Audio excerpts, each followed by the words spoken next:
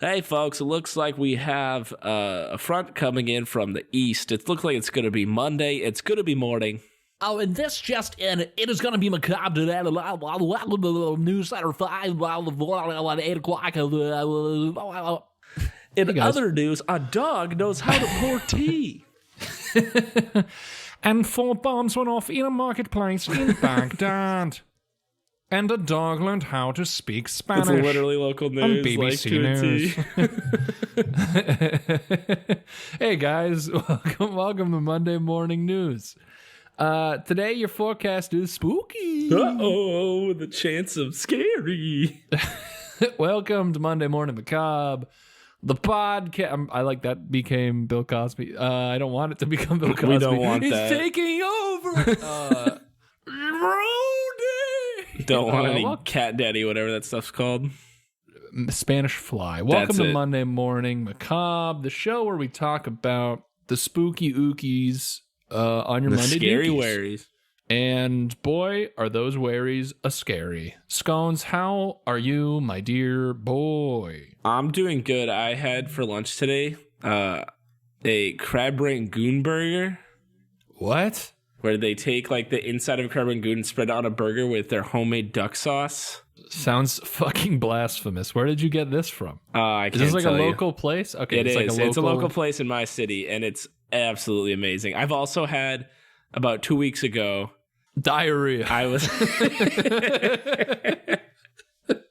was up in Stephen King country on a trip, and Stinky crab country? Yikes. I had crab rangoon grilled Are cheese. you eating in a crab rangoon specific diet? I think I've stumbled into this quest to try we all got of a the new different podcast. ways that crab rangoon can be put into other foods. And you've gotten burger, and you said mac and cheese was the new one? No, the first one I had was a grilled cheese.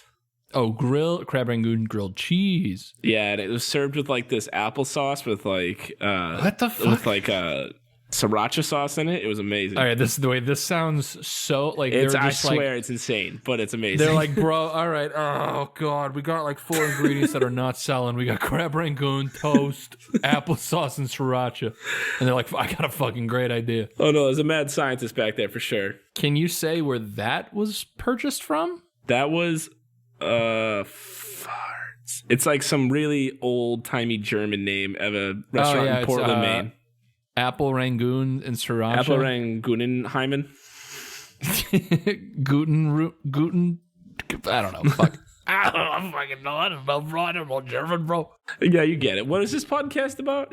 I think it's about mostly crab rangoon and fun artisanal ways to just decimate a normal food. I can't think of a more forefront cause in my life at the moment. Yeah. Oh, man. It's not even. I'll just have to edit, and then it's gonna be a whole thing. We got that one. Never mind. I'll keep that one in the old dome ski. I was thinking earlier today on my drive. We'll get to the spooky in a minute, Just the other guys, day. we promise. This is just us catching up. Just the other day. You know how people were like, "Hey, man, don't say that thing. You're gonna jinx it and make it happen," right? You know, like I could be like, "Oh man, we should get a will signed, wife of mine's." In case, and then they'll be like, "Oh wait, but because you said it is going to come true," you know, that kind of thing. Yeah, it's like If I already thought it, am I already like doomed? You know? No, there's something kind of weird and satanical about signing a contract. So I think you're good till you do that. All right. The devil loves contracts. The devil wears Prada. Guys, The devil loves 3 things: Prada, contracts, and playing the fiddle. fucking banjo. Oh, fiddle, fuck. Damn it. I knew it, too. I knew it was the instrument. I fucked it up. All right. We're now at the 4-minute and 47-second mark. You know what that means? It's time for a spooky. Why you're all here. After edits, it'll probably be like 4:54. But that's besides the point. Guys, today we are talking. It's going to be a hot one. We have the hottest guy in the tri-state area to talk about today. And boy, have we gotten some requests. We've gotten plenty of requests. We've talked about them.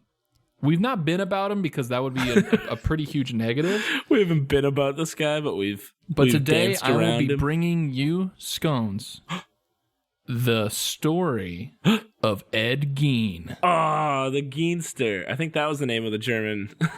Oh yeah, Ed Gein. I Dream of Geenie.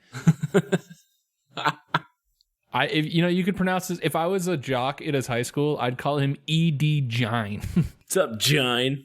Shove him into a locker, and then he's like, "Wow, I'm gonna be a serial killer someday." He's like, "Wow, I'm gonna make your skin into a lampshade." But we're getting ahead of ourselves. Scones. Oh, something just fell upstairs, and it might have been a human. I hope it wasn't. That's the gamble we play every day. Today we are talking Ed Gein, baby. Ed Gein band. Play that Ed Gein flavored theme, dude.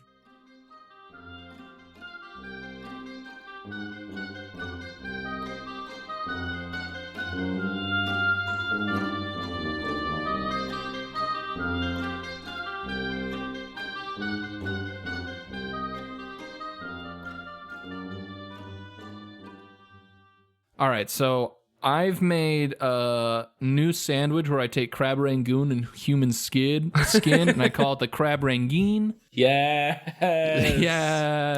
Yes. There's another doodle, another drawing, another painting. If anyone wants to, actually, I don't know if I want to see that. I don't want to see it at all, but other than that, I kind of do that. Ed Rangoon is Ed Rangoon. Ed Rangoon. Ed Gein as a Ed Rangoon. Ed Gein as a Rangoon. Hey, there you go. Go draw it. Make it a thing. Guys, today, Ed Gein, allthat'sinteresting.com has a nice summary article to hit all the highlights of Ed Gein in our allotted time. We love All That's Interesting. That and Atlas Obscura are the fucking shit. So, serial killer Ed Gein. If you don't know who Ed Gein is, strap in.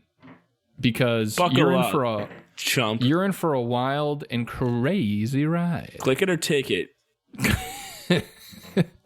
Click it or ticket. If you're going to be on the Mass Pike for about a half hour, boy, do we have a story for you. Do it. If you're coming from fucking Springfield and you're just trying to catch a fucking Sox game. You got about an hour and a half drive ahead of you, and that's hoping the traffic's not going into Boston, kid. Serial killer Ed Gein may not garner the same immediate recognition as, say, Ted Bundy, but what authorities found in Ed Gein's house upon his capture was such a shock to 1950s America that his heinous acts would permanently impact true crime culture for decades to come. I like how the amount of reverence that language gives Ted Bundy. Yeah, right. Listen, he's not one of the greats. Listen, he's not, he's not a Bundy. He's not on the Mount Rushmore. I wouldn't marry him, but I mean, damn, this guy's a big deal.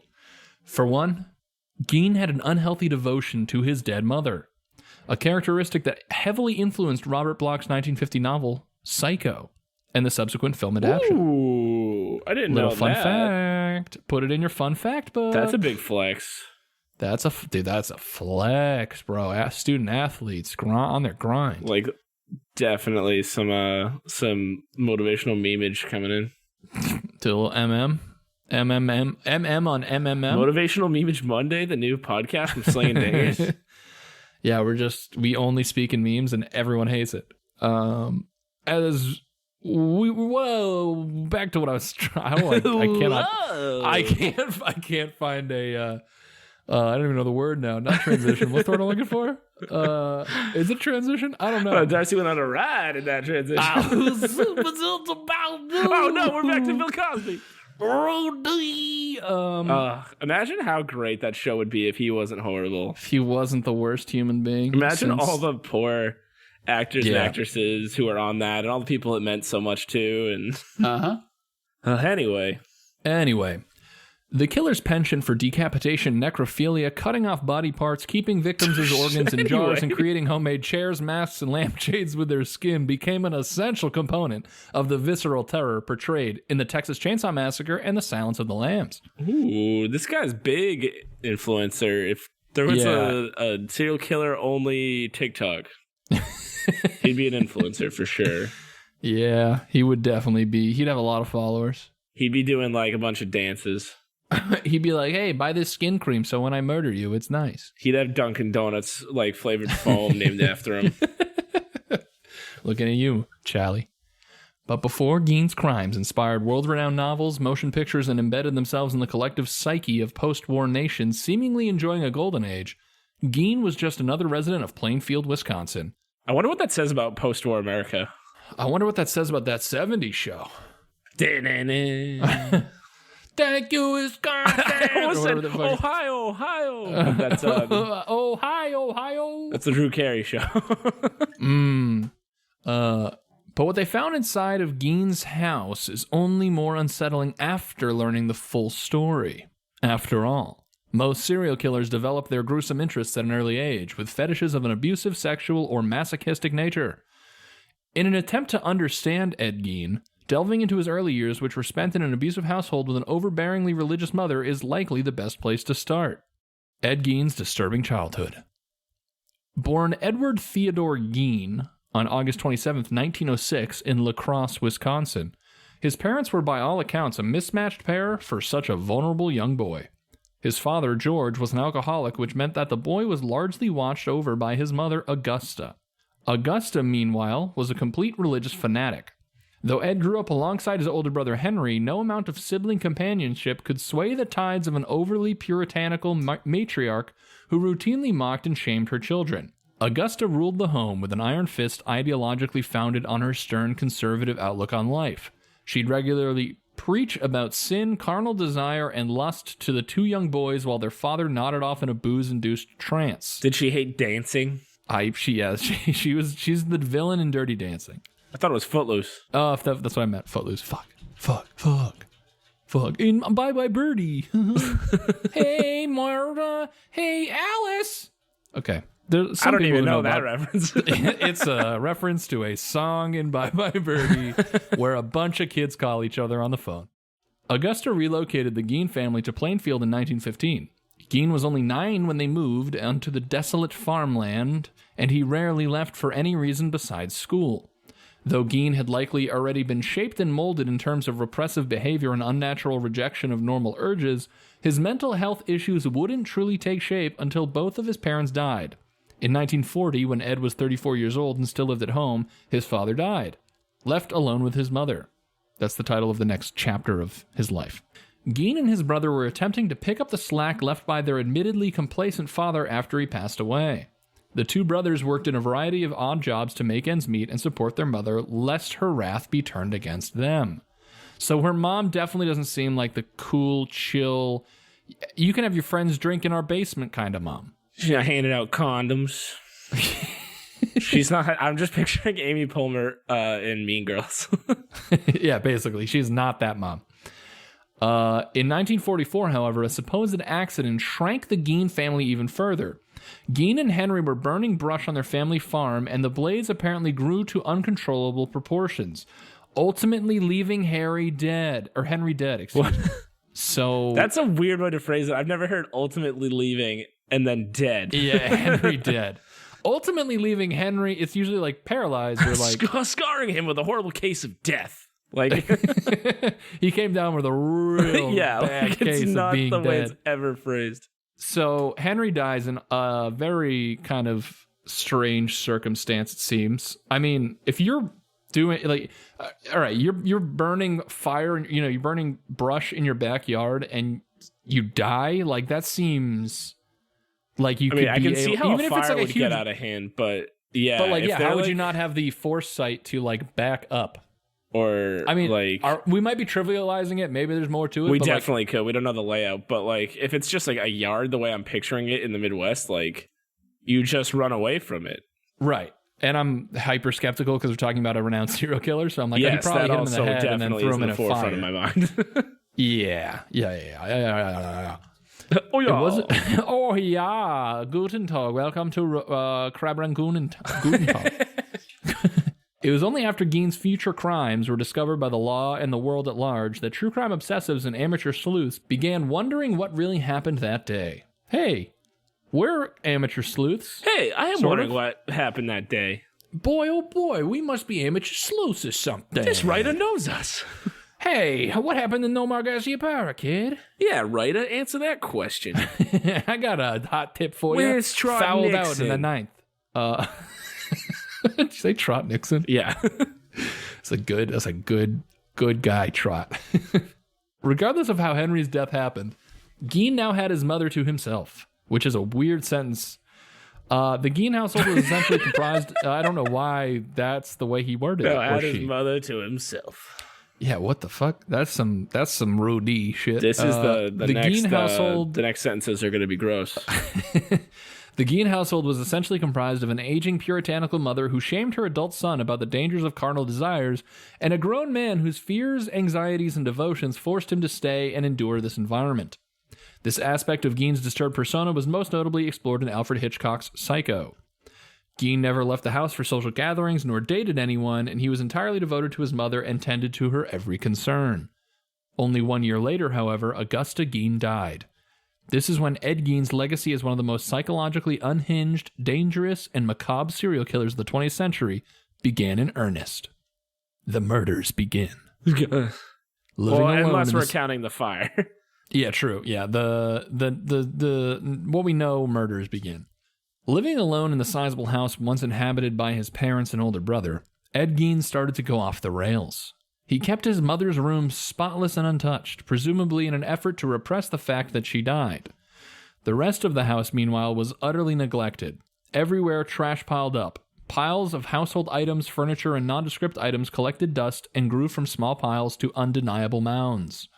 At the same time, Gein fostered a disconcerting curiosity for anatomy, which he initially sated by amassing numerous books on the subject. Ooh! Yikes. Oh, man, that's how it Scones, starts. have you ever seen me piling up books about, like, anatomy? Just, you know. I'm going to be like, what a nerd. You're like, oh, it's a little bookworm alert. Yeah, reading's for rich people. Coincidentally, this stage of Gein's psychological development and quality of life and environment occurred at the same time that several Plainfield residents went missing.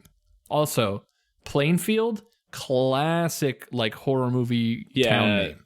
If there isn't like at least 8 Plainfield, Indianas in the horror movie like universe, then I don't know. That I just don't know. I don't know, dude. Like, where is No Marcus? Where is Trot Nixon tonight on 60 Minutes? The Boston edition. 60 Minutes, fucking Boston kid. Ben Affleck as Batman. I don't fucking know how he did it. It's me, Ben Affleck. It's me, Casey Affleck, hosting tonight's episode of fucking Boston 60 Minutes kid.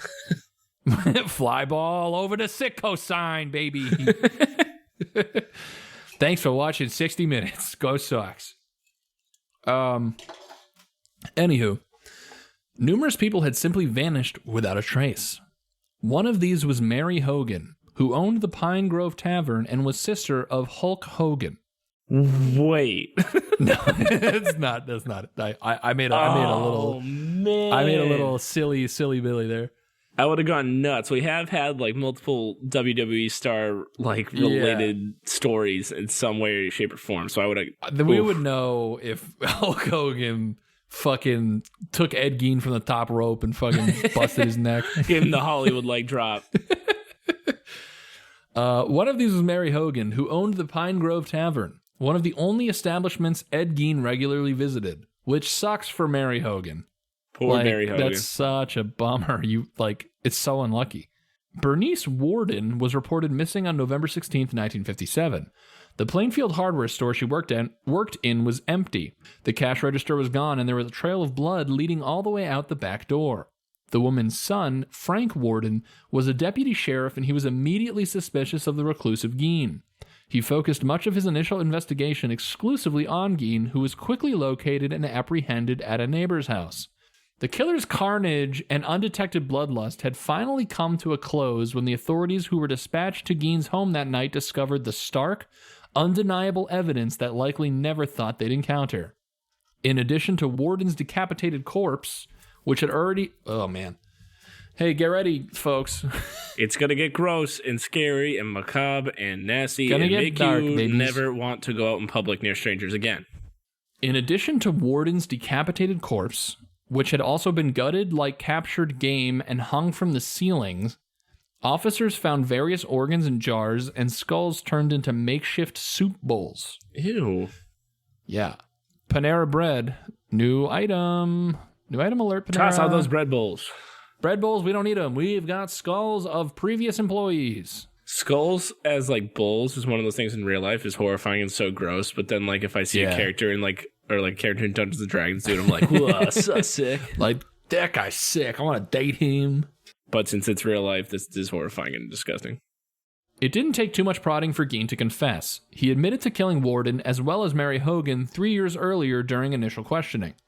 Gein also confessed to grave robbery, from which he used several corpses for some of his most grotesque crimes. Gein transported corpses back to the house so he could express his anatomical curiosity on the bodies. I hate anatomical curiosity so much. Yeah, those are two words that are not good together. Like crab rangoon and fucking... Watch out what you say next. I'll prove you wrong.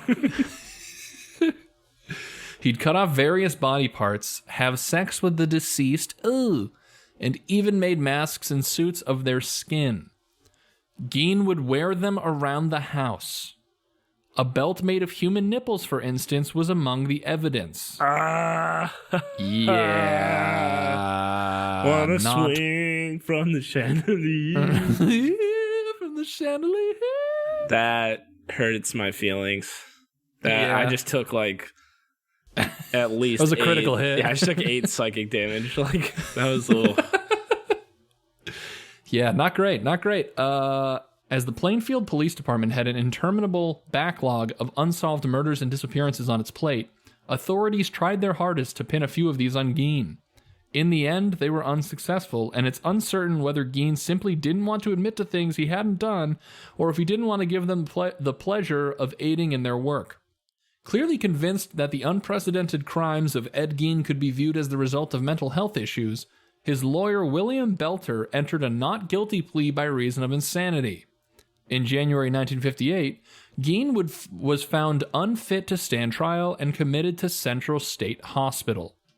He had previously worked there for various odd jobs, mason, carpenter's assistant, and medical center aide. He'd worked at the hospital where he was just sentenced? Yeah, that's Is this going to be like an Arkham Asylum thing where it's like, oh, we have all the bad guys and they always get out?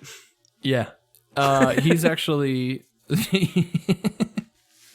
It was Ted Bundy, him, and fucking Eddie Money all cooped up in there for... The Money Man? For years. The Money Man himself. Little Riverbend.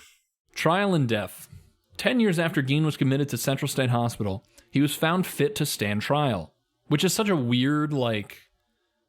Oh, 10 years later, he's totally normal now. Now we can try him. Yeah, it's like, what? What are you guys doing? What did he do differently? Was he just like, I can try me? Yeah. I'm ready. It's like, listen, guys, I read a book or two. I am now totally sound. He did like a whole anime training montage. He's like, I'm ready. Oh, fuck. Yeah, he's just fucking, I don't know, doing push-ups. I don't know what you do to not be crazy anymore. But I think it's push-ups. Making his bed every morning probably fixed it. Bro, he got swole and was ready to stand trial. He got away from violent video games. That November, he was found guilty of the murder of Bernice Warden. However, since Gein was also found insane during the initial trial, the killer was once again committed to Central State Hospital. So what was the fucking point? The justice system, ladies and gentlemen. Ladies and gentlemen, a standing ovation. Your tax dollar is at work. In 1974, Gein submitted his first attempt for release, which is just bananas to me that anyone would ever consider that a possibility. Like, come on. Boys will be boys, am I right? Come on, who doesn't have a nipple belt? What, you never wore like your favorite inn owner's face around your house? Due to the dangers he posed to others, this was naturally rejected. Thank you. Fairly calm when he wasn't in a manic murderous state, Gein kept a low profile and stayed to himself while institutionalized. Only when his health had begun to seriously deteriorate toward the late 1970s did Gein leave Central State Hospital. He was transferred to the Mendota Mental Health Institute, and it was there that he died of cancer and respiratory illnesses on July 26, 1984. Gein's legacy is primarily one of unspeakable, unprecedented sexual deviance and shockingly gruesome carnage. This was the first time normal American citizens were even confronted with the idea of turning a person's skin into a mask, necrophilia, or using human bones as part of various kitchen utensils. So this dude not only was like, hey, I'm going to do some unspeakable shit at the time, but he was like, I'm going to go real big with it. I'm going to go bigger than anybody. Yeah, he's like, I'm really going to crank this up to 11 for 1950s America. The canon of American serial killers, true crime, and their overflow into countless artistic media arguably began with Ed Gein. From narwhals? From narwhals. From narwhals. From novels like American Psycho to music groups like Cannibal Corpse and classic horror films such as Psycho and the Texas Chainsaw Massacre, Ed Gein's legacy was just as much about tangible disgust as it was an opportunity to cathartically explore how vile humanity can be from within the confines of safe artistic expression. Ew, what? Yeah, that's... Oh, they're saying the movies and like books and yeah, stuff. they're saying I thought like, you meant hey, like him look, making shit out of people. It was artistic expression. No. Yeah, he was just nobody understood his genius. He just didn't want to be a lawyer. Like he's dead. So that's Ed Gein. He just is he's the Ouija origin of evil. Pretty much. I mean, it sounds like so much of like the bar that we have set for horror movie serial killers was set by him. Basically. If I was just like, hey, the guy who inspired Psycho and the Texas Chainsaw Massacre is going to be today's subject, you'd be like, okay, he's probably a fucking bad guy. And you would be correct, Old sir. Eddie Geinster. Yeah, little, like... The Ed Geinemeister. Yeah, I Dream of Geenie, dude. Is, it's... I guess me every time. Because he's horrible. And that genie, she was just charming. I'm a genie in a bottle, baby. That genie was just charming. Just beautiful. So, Ed Gein, super fucked up guy. Would not recommend following in his footsteps, ever, ladies and gentlemen. I think that he is one of the most well-known serial killers because of just how nutty his, his butter is. Yeah, he's got some nutty butter, dudes. Yeah, he just like the shit that. Can you imagine being one of the dudes who shows up to the house like after arresting him and just coming across all the shit like? Nope, I definitely can't because I would never be able to sleep for the rest of my life again. I would go home and be like, "Hey, honey, what is the lamp made out of?" And she'd be like, "What do you mean?" Got it at Home Goods. Like, are you sure? Okay, good. Okay, good. It wasn't at a swap meet near the Gein residence.